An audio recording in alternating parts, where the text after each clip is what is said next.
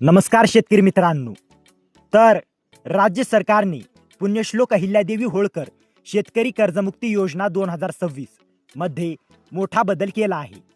आधी अपात्र ठरणाऱ्या अनेक शेतकऱ्यांना आता 2 लाख रुपयांपर्यंत कर्जमाफीचा लाभ मिळू शकतो. तर नेमके कोण पात्र आहेत, कोणते नियम बदलले आणि OTS बाबत काय निर्णय झाला, संपूर्ण माहिती या व्हिडिओमध्ये मिळणार आहे. त्यामुळे हा व्हिडिओ शेवटपर्यंत नक्की पहा. तर मित्रांनो, 15 जुलै 2026 रोजी सहकार विभागाने एक पूरक शासन निर्णय जारी केला आहे. हा निर्णय 2 जुलै 2026 रोजीच्या मूळ GR मध्ये सुधारणा करण्यासाठी काढण्यात आला आहे. मुख्यमंत्र्यांनी विधानसभेत केलेल्या घोषणेनुसार मंत्रिमंडळाने हे बदल मंजूर केले आहेत. तर बदल क्रमांक 1, पात्रतेत मोठा बदल. सर्वात महत्त्वाचा बदल म्हणजे ज्या शेतकऱ्यांना महात्मा ज्योतिराव फुले शेतकरी कर्जमुक्ती योजना 2019 चा लाभ मिळाला होता, ते देखील आता या योजनेसाठी पात्र ठरू शकतात. मात्र त्यासाठी काही अटी आहेत. तर 1 एप्रिल 2019 ते 31 मार्च 2025 या कालावधीत घेतलेले अल्पमुदत पीक कर्ज किंवा त्याचे पुनर्गठन केलेले कर्ज असावे. 30 सप्टेंबर 2025 पर्यंत थकबाकी असावी. 31 मार्च 2026 पर्यंत ती थकबाकी भरलेली नसावी. सर्व बँकांमधील एकत्रित थकबाकी 2 लाख रुपयांपर्यंत असल्यास जास्तीत जास्त 2 लाख रुपयांपर्यंत कर्जमाफी मिळेल.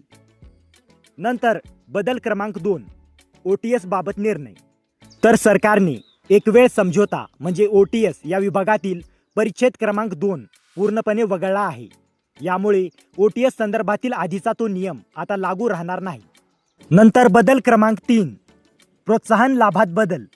प्रोत्साहनपर लाभामधील 2026-27 हे वर्ष वगळण्यात आले आहे. म्हणजे या भागातील निकषांमध्येही सरकारने बदल केला आहे. तर महत्त्वाची सूचना, जर तुम्ही पूर्वी महात्मा फुले कर्जमाफी योजनेचा लाभ घेतला असेल तर हा नवीन GR तुमच्यासाठी अत्यंत महत्त्वाचा आहे. तुमचे कर्ज व थकबाकी या GR मधील अटीनुसार येत असल्यास तुम्हालाही 2 लाख रुपयांपर्यंत कर्जमाफीचा लाभ मिळू शकतो.